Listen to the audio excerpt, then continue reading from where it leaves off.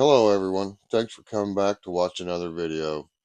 This video is going to be about me sitting in the living room at my mom's house. The phone rings. One of my best friends from high school calls me. He wants to know if I want to go to California. He's running away. He can't live with his dad. He wants to go back to California, live with his mom.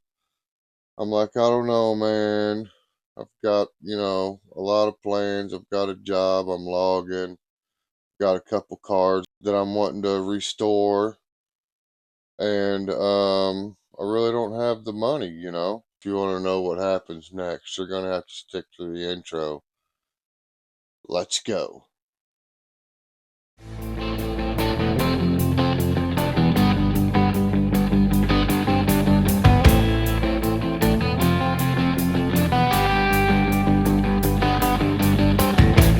There I was, back in the wild again, and I felt right at home, where I belong. Alright, thanks for sticking through the intro, you guys. And the answer was, okay, I'll go. So anyways, it didn't take much arm twisting to talk me into going to California with him. He just didn't want to go by himself, and he was the only guy I guess he trusted to go with him. Now, he knew my mom was a truck driver, and he also knew that I'd been to California before. But for some reason, he thought I knew how to get to California, like good directions. I did not know good directions to get to California. I was not that guy. So anyways, I didn't have the money to do this really. I mean, I had like a few $100 saved up from logging, because I did have a couple of old cars that I had bought and was going to restore these old cars. Now, I had a 1947 Fleetwood Cadillac. So I'd found this junkyard in Texas County that had these really old 1940s and 1950s cars in it. That's all that there was there, trucks and cars. And I'd found this 47 Fleetwood Cadillac was in really good shape. No real rust, just a little bit of surface rust. Original motor, had a title. Couldn't believe it. Nothing was really locked up. We rolled it up on a trailer, got it out of there. I can't remember how much I paid for it, but it wasn't much. So I'm going to take this Cadillac and I'm going to restore it. I'm going to turn it into like a limo, right? And I'm going to use it for prom dances, and I'm going to make money with this limo. That was the plan. So then the other car was a 1976 Firebird. And I just always liked the Firebird. There's this old biker dude that lived in our town, okay? And he had a bunch of these Trans Am and Firebirds in his yard. And every time I'd go by there, man, I wanted to talk to him about one of them cars. I wanted one really bad. So finally, I mustered up the courage to go knock on his door. Boy, I was nervous too. And I get to talking to him, and turns out he is definitely wanting to sell some of them cars, get them out of his yard. So I looked at him, and this 1976 Firebird had the hood with the cowl inductions on it. The little cowl inductions.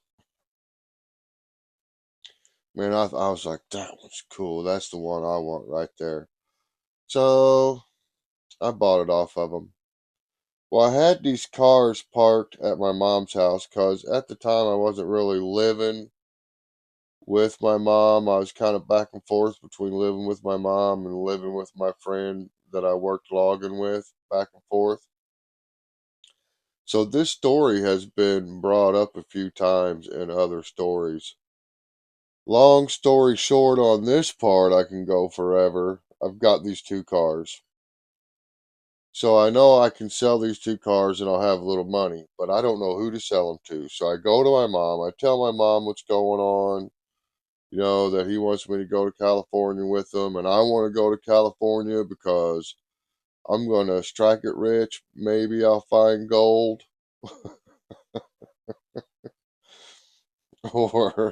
or maybe I can be a stunt man and eventually become a famous actor or something like that, right? Like I was gonna go to California and strike it rich or be famous. Something big was gonna happen if I went to California. So my mom, she's like, okay, I'm all for it. So my mom was pretty cool. She was pretty awesome. She is pretty awesome. So she says that she thinks she knows a guy that will buy my cars. Now, my buddy, he's going to wait till he gets his next paycheck. He's going to quit the day he gets his paycheck. That's the day we're leaving. So I got about a week. I don't even think it was quite a week, but we'll just say a week to get my money and everything I need to go. Now, he's got this little Nissan pickup truck, and I think it was a Nissan. It could have been a Datsun. I can't remember because they kind of both looked alike back then, especially that year that he had. But either way, it was just little tiny pickup truck, and that's what we're going to drive to California. Oh, I was worried about that, but I'm like, okay. My mom, she calls this person she knows. Now, my Cadillac wasn't at my mom's house no more. It was actually at the shop getting the motor rebuilt, getting all that redone to original. They was working on this thing for me already. The Firebird was sitting in the backyard still. Me and a buddy of mine had pulled the motor out of it because that's what was wrong with it. It had a blown motor. So we pulled the original motor out of it, went to the junkyard, bought a 327 that ran, took it back, dropped it down in there, bolted it up. Everything was fine. The car was sitting there though. And also, turns out that I couldn't restore the Firebird anyways because the way the frame was on it and it was rusted around the U bolts that hold the axle on to the frame. I guess it was rusted real bad right there. And the guy at the body shop said that it was pretty dangerous. Odds are it was going to come apart someday. So I really wasn't going to put too much time and effort in that car. Long story short, again, sell the two cars. They're gone. But I got 1,200. I made money on them. Wasn't very much, but it was a few $100 I made on that deal. Didn't really do nothing to them except drop the motor in that one. That motor didn't cost much either. Did a lot of wheeling and dealing back then, y'all. And I had a few $100 already saved up, so I think I was around $1,500, $1,600 out of the gate. So the week rolls around, my buddy shows up. I broke up with my girlfriend.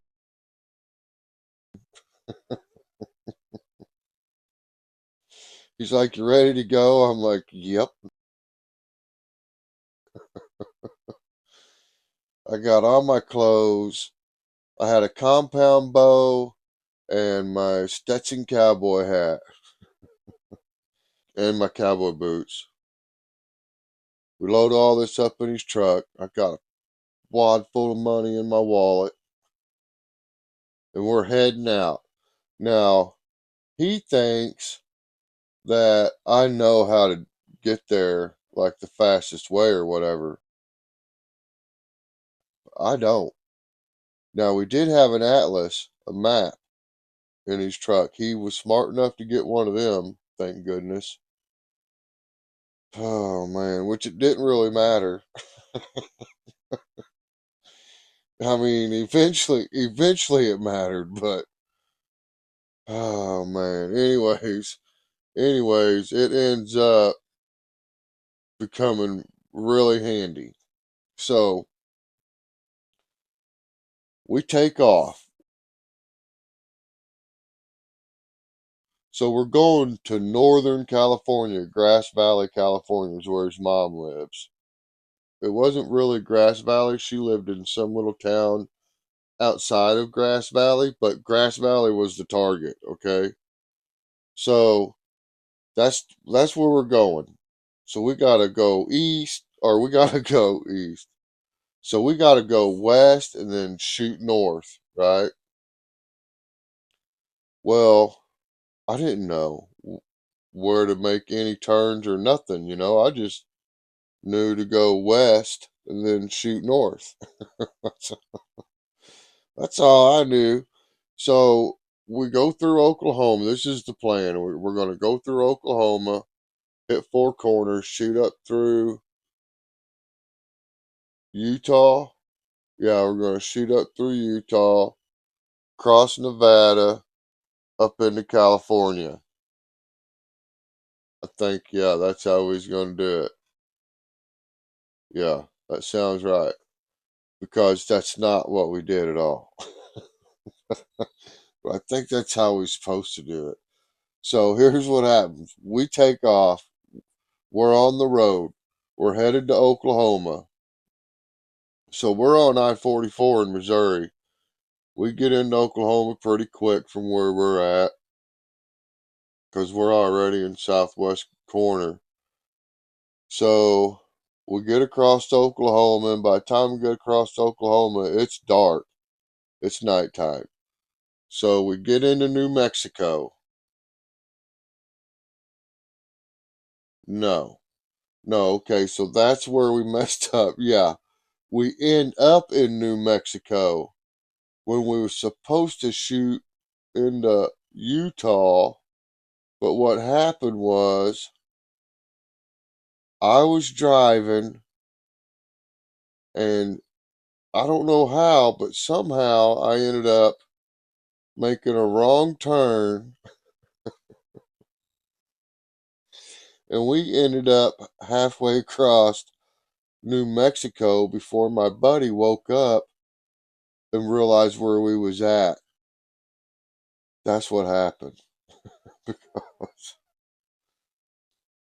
Because we had to turn around and we shot straight north and went to Utah because when we got to Utah, that's when things really got exciting. Well, kind of exciting. It was our first real experience, I gotta say. I get us lost, way off track. We get the atlas out. He figures out where we're at, where we gotta go, and from there on, he's pretty much the pilot, and I'm the co-pilot. I just followed directions on the map and just told him where we needed to go, and he drove. So, because of this, also, this trip ended up taking us 2 days longer than it was supposed to.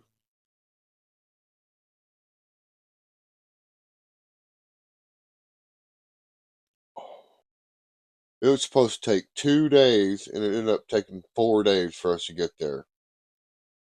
And I screwed it up right out of the gate. It's okay because come to find out, there he was blowing some smoke on some other stuff, so it didn't matter really. I felt like it was kind of even, you know.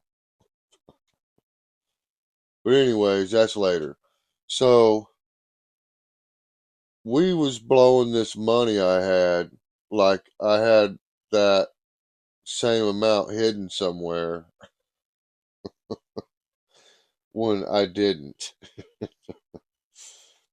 No. So we was running out of money a lot faster than I thought and he thought we would. But he had some money too, and he pretty much saved his money, where I was blowing my money. I was buying souvenirs at every truck stop and bought this really cool survival Rambo knife. I just had to have this Rambo knife. It had these spikes that come out of the knife guard. You could switch them. You could put them up at the top, like where the grip was at, or you could unscrew them and then screw them in the other way, and they'd be like around the blade. Man, that thing was cool. You could take the cap off. It had the survival gear inside of it. Super cool. I thought it was the coolest knife I'd ever seen, and everybody likes Rambo. And this said Rambo on the box. Now I don't know if it was a replica or what it was, and or if they was just calling it a Rambo knife. So I don't remember Rambo having one that actually looked like that one. But either way, it was cool, and it cost a little over $100. I remember that 'cause my buddy was kind of mad that I spent that much money on a knife, which it ended up being pretty stupid. That happened before we get to Utah, because by the time we get to Utah, Salt Lake City, and that's why I can remember this because it was in Salt Lake City, that's where I ended up having to sell my compound bow and my cowboy hat. I ended up having to sell both of those so we'd have enough gas money and food money to make it on into California. Yep. And I didn't shoot a bow after that for a long time. We had money so we could eat, and definitely had enough gas because he still had money too for gas and whatnot. I was just blowing money, man. I couldn't believe it. So by the time we get from Salt Lake City to Nevada, it's nighttime. When we get to Nevada, it's dark. And we don't have we can't get a motel or nothing, right? We're just going to camp out. What we usually did was go to the rest areas, and we just get in the back of the truck and put a tarp over the truck. We just sleep in the back of the truck, get up real early, put the tarp up, take off. That's what we usually did. And remember, I had the Rambo knife, so wasn't nobody gonna attack us. I mean, they could have attacked us, but they'd have been running around that rest area with a Rambo knife sticking out of them, screaming for help. But that never happened. So, anyways, we're in Nevada now, and we're just looking for a dirt road off the outer road or something where we can just kind of hide up in the brush and camp out overnight, and then we're going to slip out of there. We pull off the highway and get on this outer road, and we're just following this outer road and then find this little dirt road that pulls off, and we start going down this dirt road that pulls off, and he just keeps driving, keeps driving. I don't know why he drove and just kept driving and driving. Seemed like we was going forever. So he finally decides he's going to pull off somewhere on this dirt road, and we pull off the shoulder, and we go get in the back of the truck. We throw the tarp over the back of the truck, and we tie it down a little bit so the wind wouldn't blow it off. And we went to sleep. So we get up the next day, get the tarp off, and get everything folded up. And we're looking around, and it's like a freaking desert or something. I don't know. You you could It was nothing but like sand. You couldn't even hardly tell where we had come in from. And so I'm like, man, hope we're not lost. Well, he wasn't paying attention while we're going down these roads. I wasn't paying attention either. I mean, I was co-pilot technically. I should have been paying attention too, but I was just trying to figure out why he was going so far. These roads aren't on the Atlas book thing that we had. You know what I mean? These are not marked roads. So we end up the next morning riding around for a couple hours trying to find. Now, a couple hours doesn't mean a lot of miles because we were driving really slow, you guys, trying to, pay attention for pull offs or turns, left turn, right turn, whatever. We finally find the highway, get back on the highway, and we make it to California the fourth day. Here we go. Our future is about to begin. Everything is going to be okay. Doesn't matter that we don't have no money. We're going to go to his mom's house. We'll get jobs. It won't be long. We'll be rich. We're going to be rich and famous.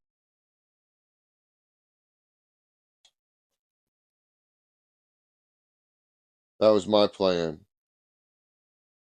Now, I do got to mention on the way, we wore out a Eagles tape, an AC/DC tape, and a Leonard Skinner tape. Just saying. Wore 'em plumb out. That was a pretty good time. But, so we get into California. We head straight to his mom's house. We get to his mom's house. He's like, wait out here, man. I'm going to go in and talk to my mom.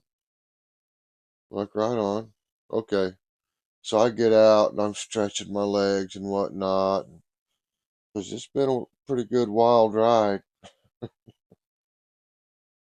I'm walking around the truck, just looking things over and checking out the scenery. We was like up in the mountains, kind of. It was cool, There's like the great big pine trees and stuff, and it was really cool. I start hearing like some yelling. Then there's like some cussing with the yelling. And then it's like there's sounds like stuff getting broken. And then the yelling gets a lot louder. And then there's a lot more cussing where it's almost all cuss words. Like it's not even starting to make any sense no more. Just all blended together. And he's coming out of the house and he's yelling at his mom and cussing her, and she's yelling at him and cussing at him. And then she sees me, and all of a sudden I've done something wrong. I don't know.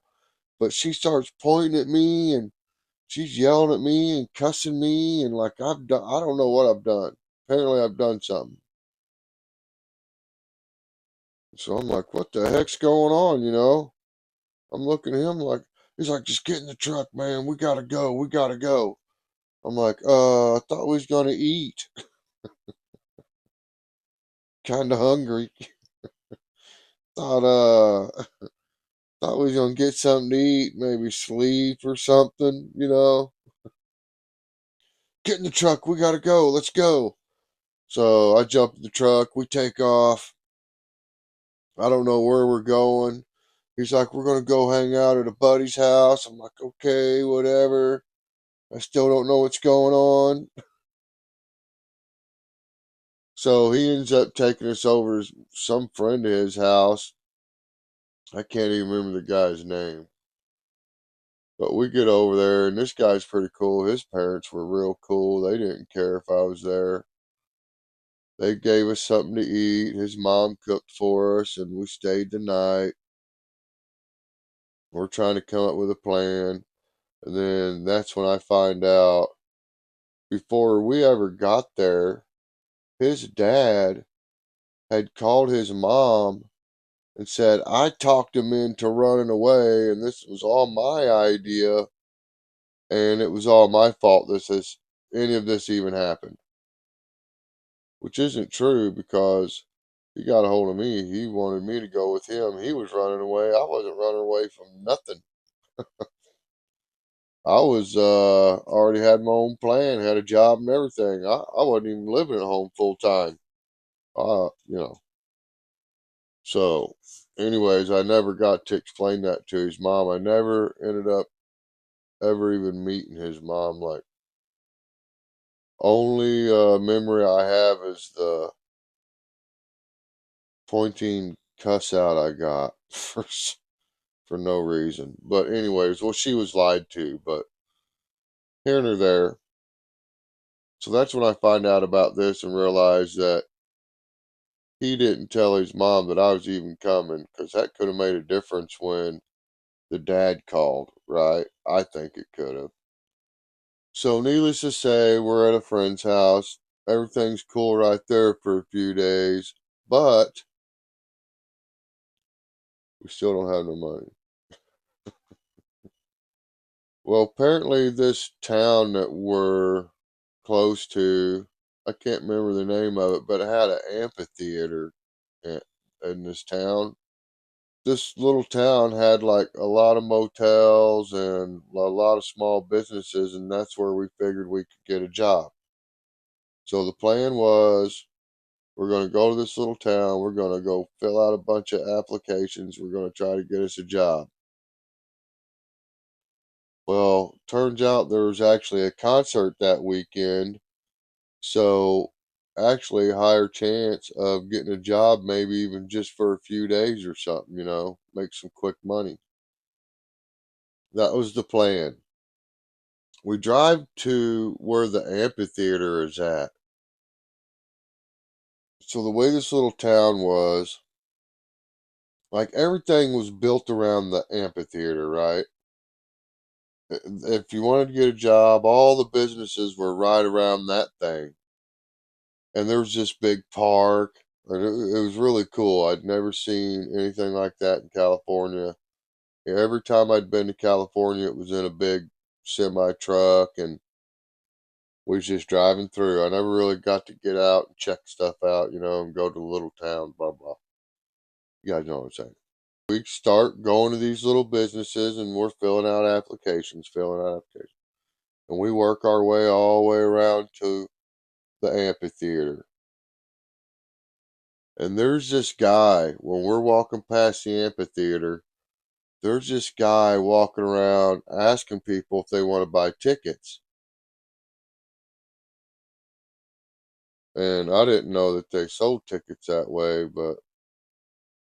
and I still don't know. I think he might have been what they scalping. I don't know, but he come up to me and my buddy, and he's like, "Hey, you guys want to buy some tickets to the concert?"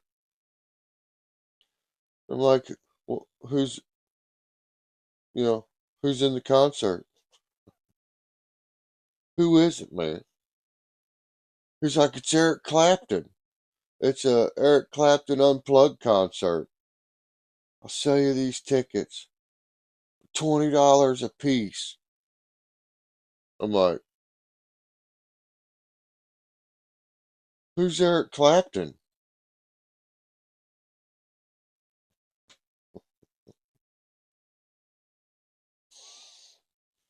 Now, of course, now I know who Eric Clapton is, and wish I would have bought the tickets, but I didn't even know who Eric Clapton was, and my buddy, he didn't know who Eric Clapton was either, and so we're looking at each other. I'm like, "No, I don't even know who that guy is."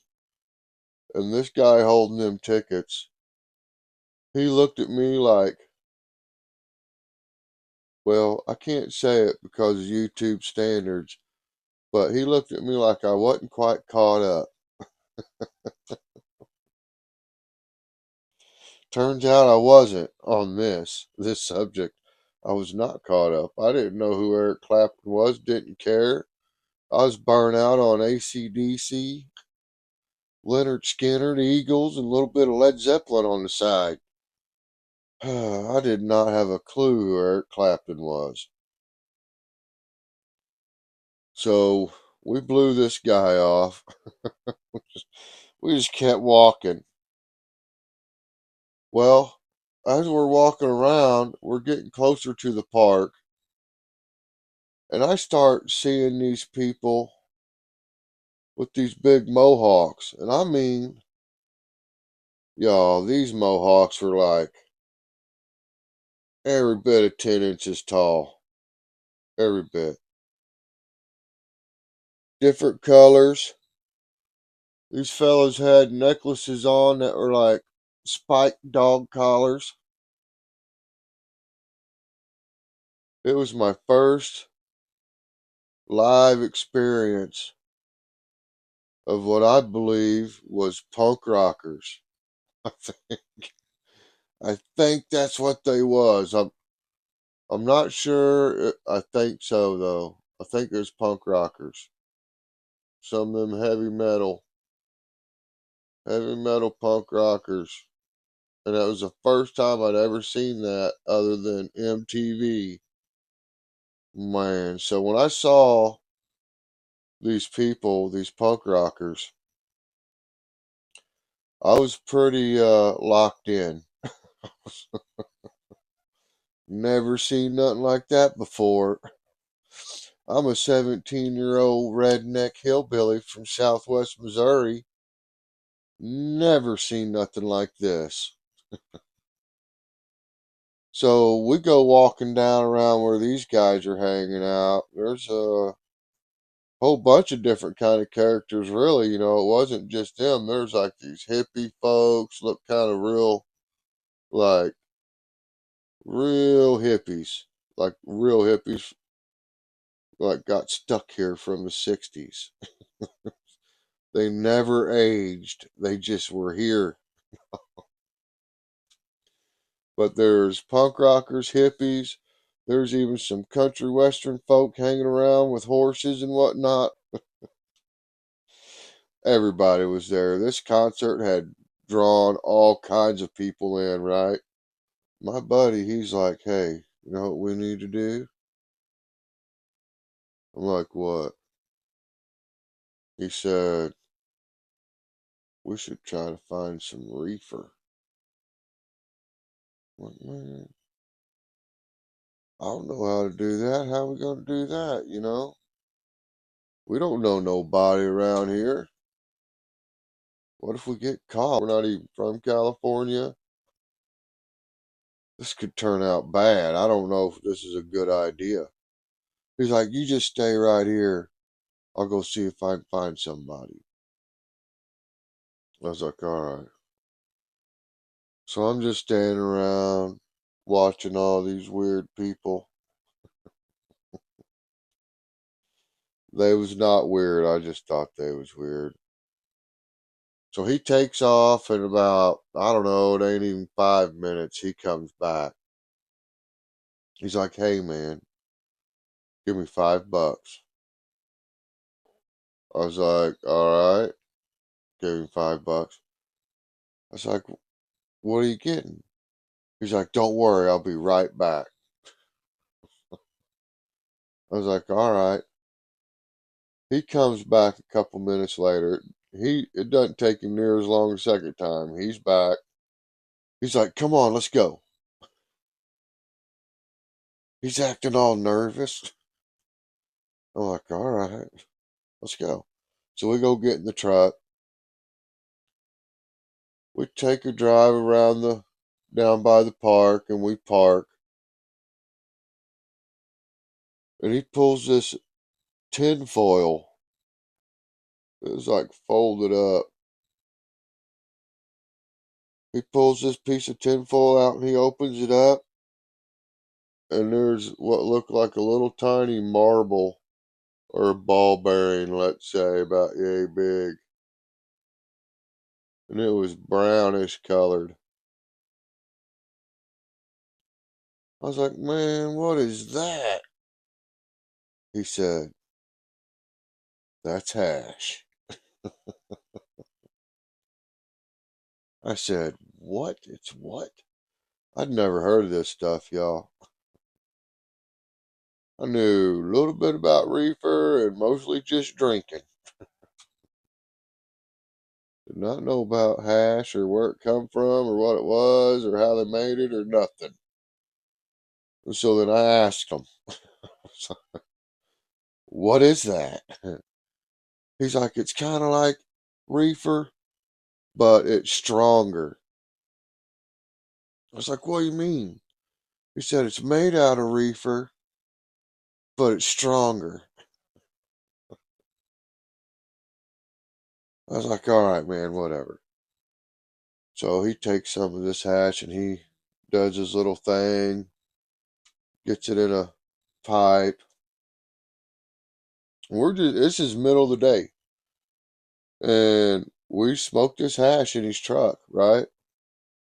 And I'll tell you what,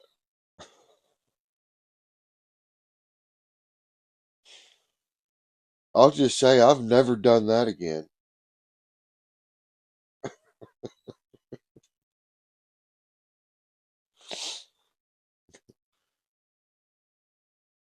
I don't know, but I was like definitely in another universe for a little while. I'm thinking it was over an hour. It was definitely over an hour. We were just in that truck and I could not stop laughing.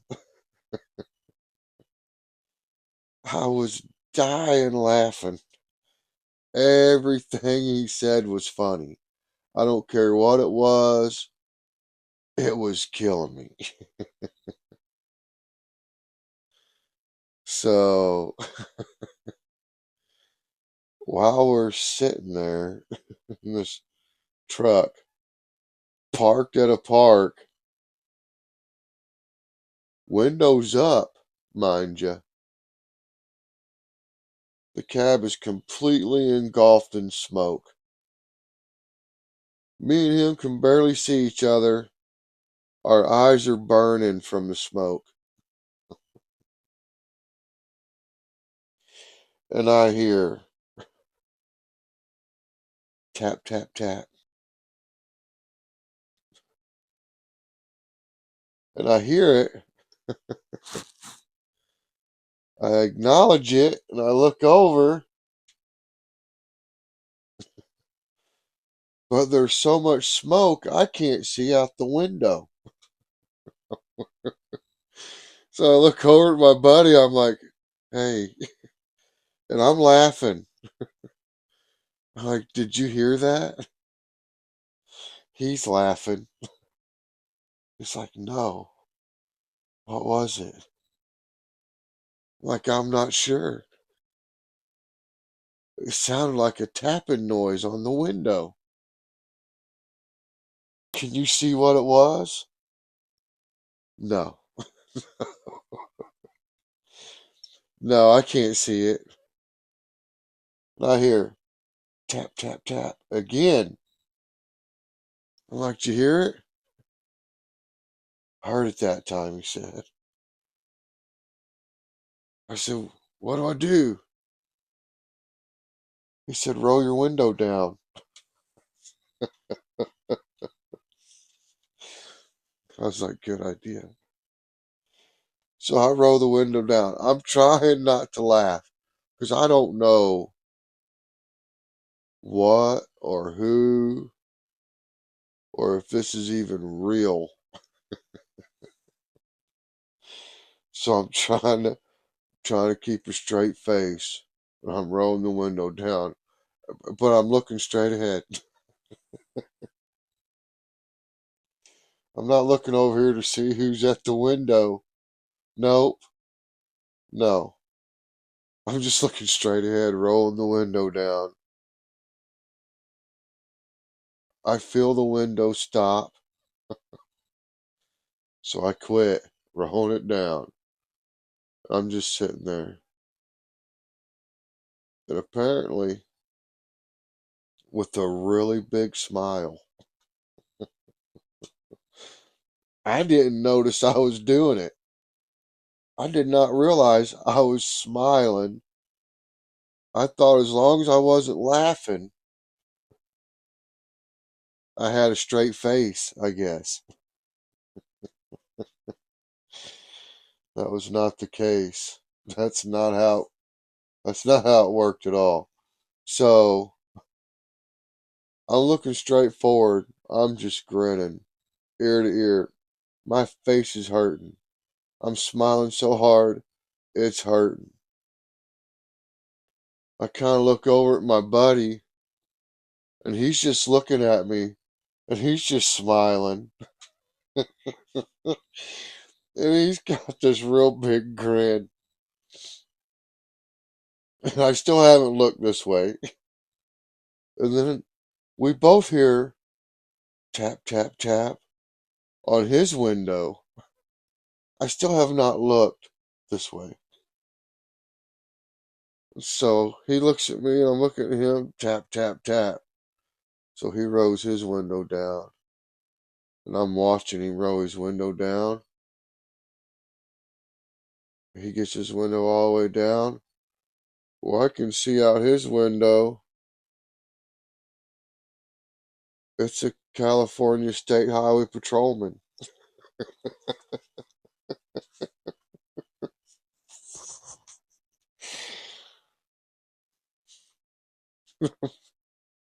I'm looking at him.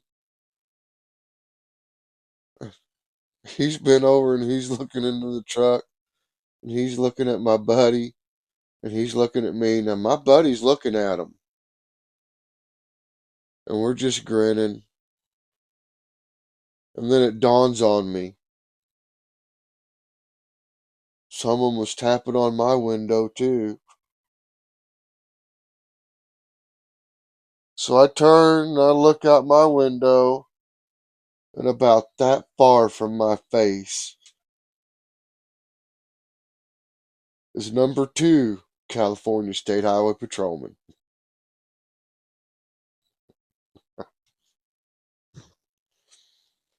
So I'm just looking at him. I'm just grinning. He said,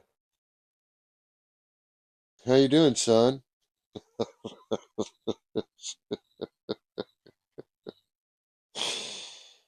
Oh my goodness. You guys gotta remember, I don't realize that I'm grinning as big as I am. I'm thinking that I got a straight face. You know, I'm calm as a cucumber. I'm thinking everything's just fine. So first off, when we rolled the windows down, they got hit with the smoke, right? We're busted right out of the gate. We was busted as soon as they pulled up on us and couldn't see through the cab.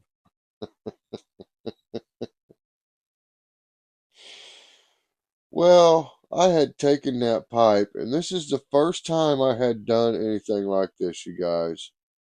I gotta, I gotta throw that out there. I had never done anything like this before. I think I got caught up in the moment. I seen the punk rockers and the hippies, and they's hanging out with the rednecks, and I don't know, man. I just went with it.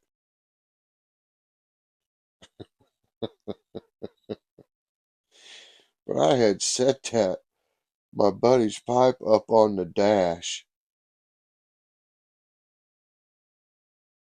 and forgot that it was sitting there, I guess. I forgot. So this state trooper, he asked me how I'm doing. And I told him I was doing pretty good.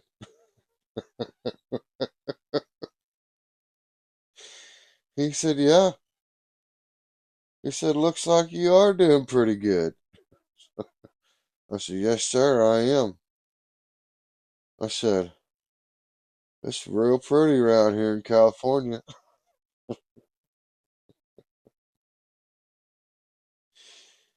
He said, where are you boys from? I said, I'm from Missouri. I said, I ain't never been to California before.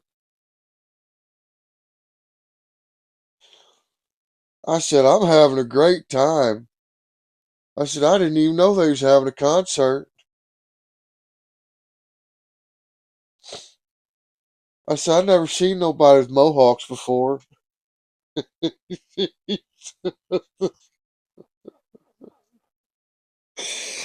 Oh my goodness. I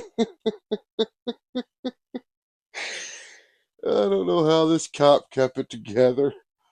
Oh my goodness. I said,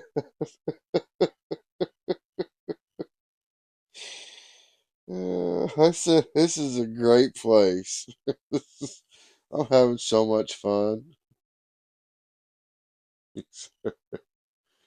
He said, did you say you guys is from Missouri? I said, yes, sir, I'm from Missouri. He said, well, I don't know what the laws are in Missouri. He said, but that paraphernalia right there is illegal in California. I'm just grinning. I said, okay.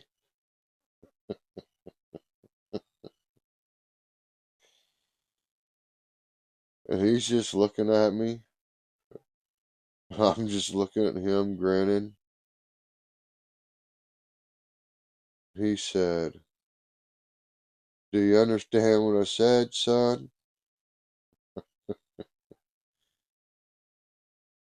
I said, yes, sir. He said, well, he said, I told you. He knew I didn't understand.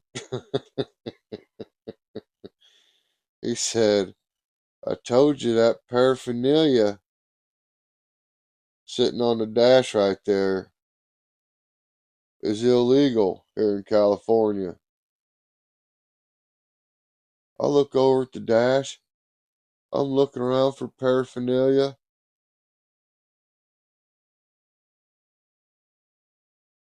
I don't see no paraphernalia. Mainly because I don't know what paraphernalia is.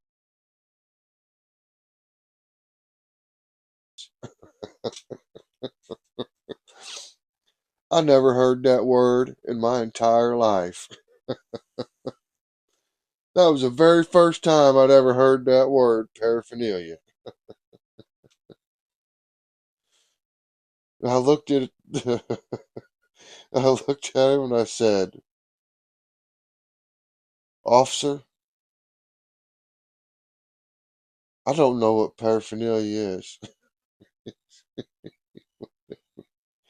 He looked at me, and that's when he smiled. He started smiling. And he said, son, you see that pipe right there laying on the dash? I suggest you take that and put it in the glove box. He said, that's called paraphernalia. I was like, oh, is that what that is? I reached up there, I grabbed it, opened the glove box, shut the glove box. I looked at him and hit a reset. Boom.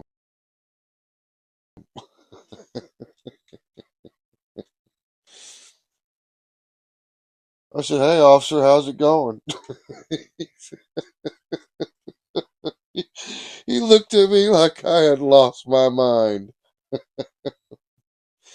In my mind, though,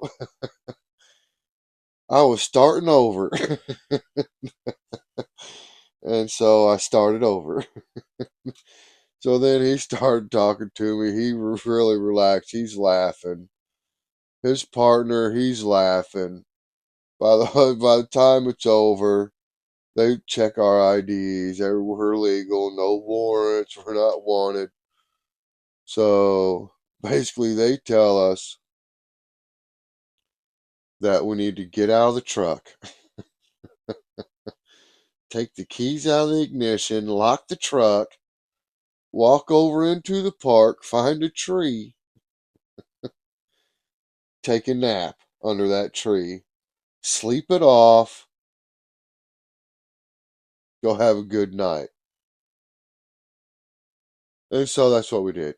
so, so we get up, we get out of the truck, we go take a nap, just like they said. We wake up, it's almost dark when we wake up.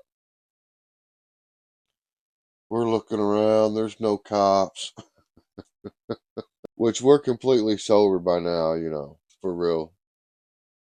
So we get in the truck and we're going to go back to his friend's house. So we get back over to his friend's house. Now it's just before dark. And when we get there, his friend's like, "Hey, you guys showed up just in time." So me and my buddy were like, "Heck yeah, man. Wait till you hear what happened to us up at the park." He's like, "Hold on, man. A friend of mine called. They're having a party. They invited me and told me bring whoever I want." All right, you guys, you're going to have to stay tuned for the second half. Remember, don't sweat the little stuff, squash the big stuff. Keep on keeping on. God bless. Peace.